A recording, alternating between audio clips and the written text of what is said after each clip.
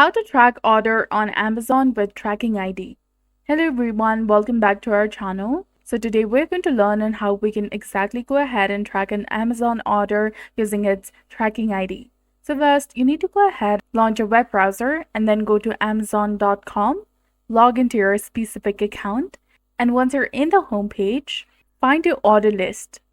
If you do not have any current orders right now, you can look for your past orders. So in order to track your Amazon deliveries, we'll use a website called parcelapps.com. So go ahead, open a new tab. Once you're in the parcelsapp.com, go ahead and enter your Amazon tracking number to track your package.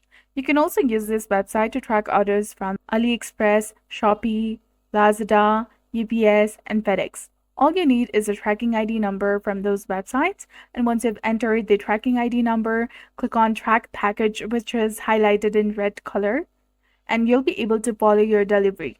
So that's it for this video. I hope you found it helpful. If you did, please like, share, and subscribe. Thanks for watching, and we'll see you again in the next one.